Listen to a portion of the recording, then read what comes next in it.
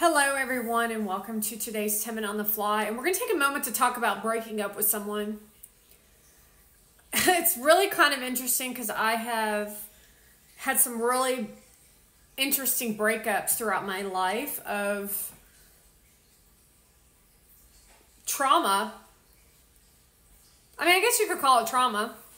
In your eyes it would be called trauma, but we won't go there until you've allowed my content to be seen and go viral. Before I'll rehash that, because you want to know when you're on an influence platform and you share too much, people use that as a weapon. And I did that shit on purpose too, by the way.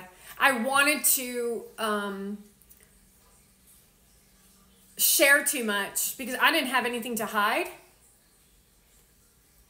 But I also learned a huge lesson in protecting myself from you as the mob squad, because that's how you actually operate. Even though you act like you're such nice people, you're really not. So there's the mob squad in Hollywood and in reality TV. There's the people that you think you can trust that you can't.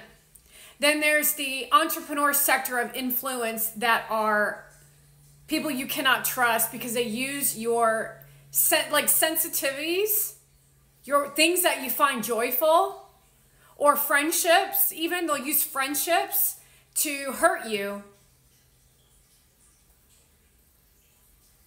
And then of course, on top of all that, there's the undercover work that Gary and myself have been all up to.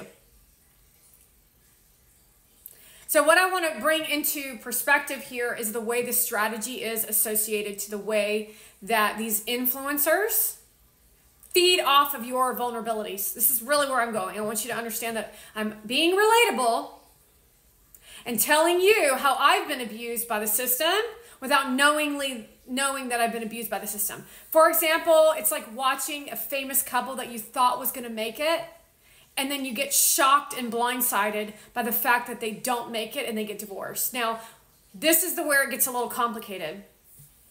They never liked each other in the beginning. They were acting, they were actors. So you got your hopes set on them making it and being together, because if they can make it in the business of what they're up to, then you could find your own life in love. And love's possible. And that's the responsibility of an influencer. And not in fake either, because fake is always seen through the cracks. If it's not seen, it's felt. And that goes for Hollywood too. The concern is they feed, like we're watching Justin Bieber and Hailey Bieber. They actually hate each other. But now they're pregnant. That's the corruption. So now they're bringing a kid into the world that she's not a good mother to. And then they're fueling this weird relationship in front of your face. And it's very, very toxic. But guess what? Now you think that that's normal behavior. Because we never used to kiss each other in photography for platform. However, you all as industry created that as the norm. And so now you're doing it like it's drinking water, making it all extremely uncomfortable for all of us. However, some women go, and these are women you don't want to hang around, by the way. Oh, that's so cute. They're so in love. I'm so happy for you. But underneath it, in their subconscious and in the truth of what's really going on, because they don't want to look like a bad person, they say, I can't stand her. I can't stand him. Suppression. Then they do the same thing when it comes time for them to meet someone. And then they do it to somebody else. Because they're sharing with their friends about how lucky they are to be in love. Now, where am I going with this conversation when it comes to Hollywood and the diabolical behavior of them fabricating relationships? They'll sign a contract, which you'll call it a prenuptial agreement. They'll pretend to be in love. They'll show up to red carpets and they'll hold hands and they'll kiss. They'll sleep with other people. There'll be newscasts of drama throughout their relationship to hurt people. To hurt people, then they'll call themselves victims. All television, all publicity. This is a new age publicity. And then when it comes time to break up, they'll send out little nuggets for attention, to day trade attention. to get you excited and then blow you out of the water with a marriage, to blow you out of the water with the photographs.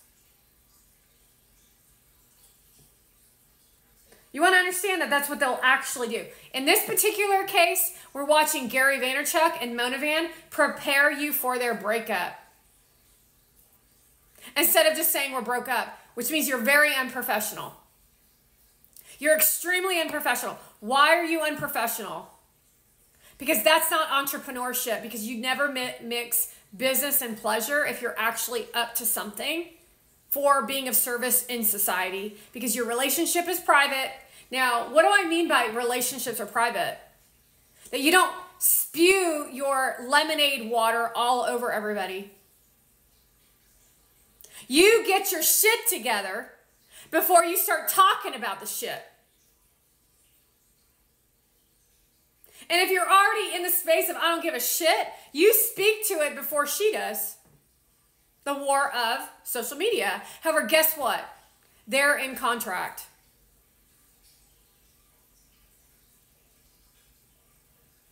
So they'll nugget you to death with detoxing from an ex to if you don't like your job, quit. And then it like literally will continue.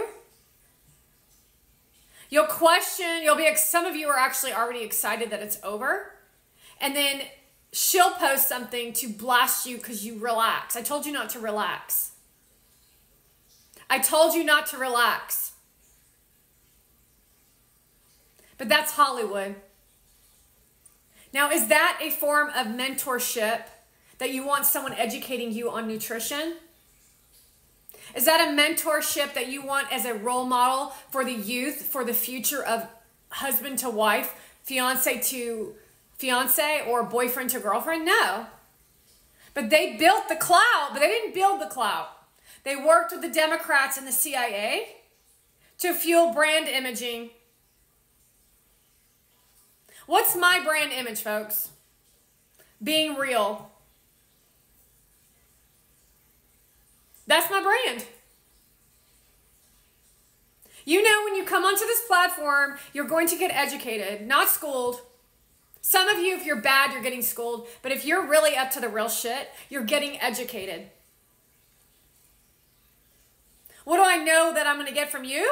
Is the physical, violent acts of mob squad behavior, because you're so insecure and you're so immature. The problem is these people that are doing these things are the leads in finances, the leads in our faces. And so they set the trajectory for what is known to be normal, which is all gossip, drama, and spilling all over us filth of illogical behavior while abusing people who are actually trying to do the right thing.